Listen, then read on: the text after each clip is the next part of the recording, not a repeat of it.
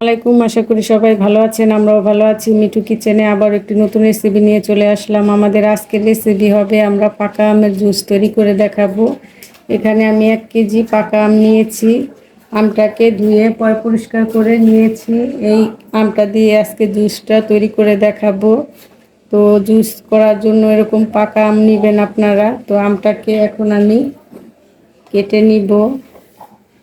তো এখানে আমি একটি বুট নিয়ে নিলাম। এই বুটের উপরে আমগুলো আমি ছুরি দিয়ে এভাবে কেটে নিব। আর আমটা রসালো নরম। তো এখানে একটি ইলেকট্রিক জার নিয়েছি। এই জারের ভিতরে আমটাকে আমি এভাবে কেটে নিয়ে এভাবে ছুরির সাহায্যে আমটাকে বের করে নিতে হবে।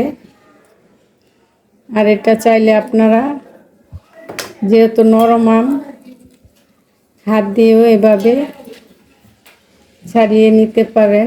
তো আমি হাত দিয়েই ছাড়িয়ে নিচ্ছি এভাবে। তো আমার একটি আম ছাড়ানো হয়ে গিয়েছে। আমি আরও একটি আম আপনাদেরকে দেখাচ্ছি। যদি বেশি পাকা হয় তাহলে আমটাকে এভাবে ছুরি দিয়ে কেটে, তো দেখতে পাচ্ছেন আমার আমগুলো পাকা বেশি, সেজন্য আমি এভাবে হাতের সাহায্যে ছাড়িয়ে নিচ্ছি। তো এভাবে আপনারা হাতের সাহায্যেও কিন্তু আমটাকে এভাবে ছিলে নিতে পারেন।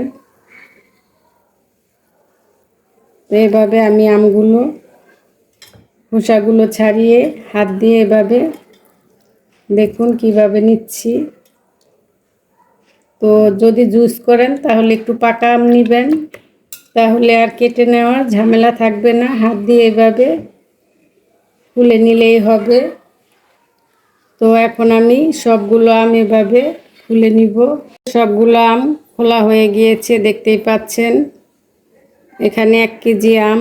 তো আমটা আমি একটু কিছুটা কমিয়ে নিব। দেখা যায় বেশি অতিরিক্ত আম যদি হয়ে যায় তাহলে কিন্তু ব্লেন্ডার করার সময় উপরে চলে উঠে নষ্ট হয়ে যেতে পারে। তো এখান থেকে আমি কিছুটা একটি বাটিতে ঢেলে নিব, যেহেতু আমার 1 কেজি আম। তো এখন এতটুকু আমি ব্লেন্ডার করে নিব। আর এতটুকু আমি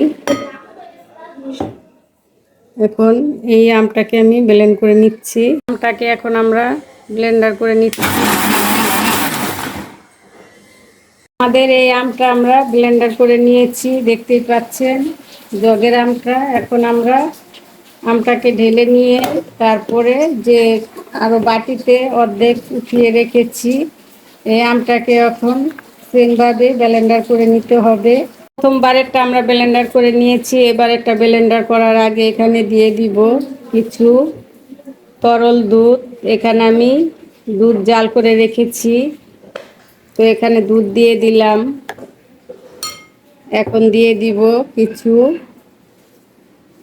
লবণ। আর যেহেতু এটা পাকা আম, এখানে কোনো বিট লবণের দরকার নেই। যদি কাঁচা আম হতো তাহলে আমরা বিট লবণ দিতাম। এখন এখানে দিয়ে দিব কিছু চিনি। তো এখানে আমি চিনিটা দিয়ে দিলাম। এখন ব্লেন্ডার করে নিব দুধ চিনি একত্রে মিক্স করে। তো দুধ আর চিনি দিয়ে আমরা একত্রে ব্লেন্ডার করে নিয়েছি, দেখতেই পাচ্ছেন ফিনিশিংটা কেমন হয়েছে।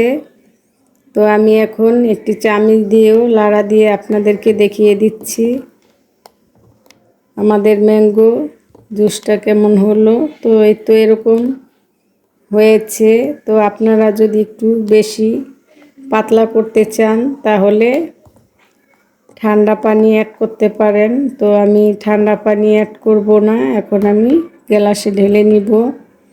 যেহেতু আমরা এখানে দুধ দিয়েছি 1 গ্লাস, চিনি দিয়েছি, এতেই কিন্তু পাতলা হয়েছে জুসটা। পানি দিলে পানসা লাগবে, তো পানিটা না দেওয়াই ভালো। আমি একটি বোট নিলাম। এখন এই বোটের উপরে আমি গ্লাসগুলো বিছিয়ে দিচ্ছি। তো এই গ্লাসে আমি এই জুসগুলো, ম্যাঙ্গো জুসগুলো ঢেলে নিব। তো আমাদের 1 কেজি আমের থেকে কিন্তু পরিমাণে অনেকগুলো জুস হয়েছে, তো দেখতেই পাচ্ছেন।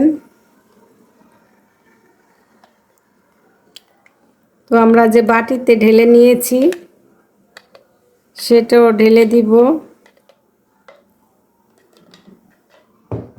তো এই যে আমরা যে বাটিতেও ঢেলে নিয়েছিলাম এই জুসটাও এখন আমরা দিয়ে দিব। তো দেখুন আমাদের জুসগুলোর ভিতরে পানি দেওয়ার কোনো দরকার নেই। তো আপনারা এভাবে জুসটাকে পরিবেশন করে নেবেন।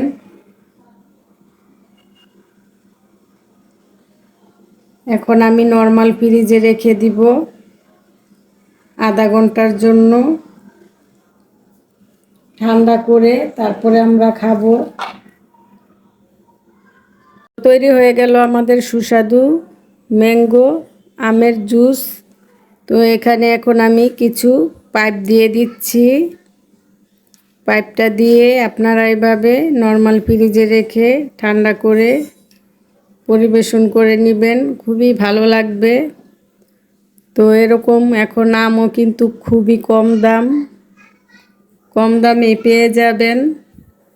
তো আমাদের এই রেসিপিটা যদি আপনাদের ভালো লেগে থাকে, উপকৃত হয়ে থাকেন, অবশ্যই লাইক দিবেন, সাবস্ক্রাইব করবেন। পরবর্তী ভিডিও পাওয়ার জন্য অবশ্যই লাইক দিয়ে সাবস্ক্রাইব করে চ্যানেলের সাথেই থাকবেন এরকম নিত্য নতুন রেসিপি পাওয়ার জন্য। তো ভালো থাকবেন, সুস্থ থাকবেন, আমাদের চ্যানেলের পাশেই থাকবেন। আল্লাহ হাফেজ।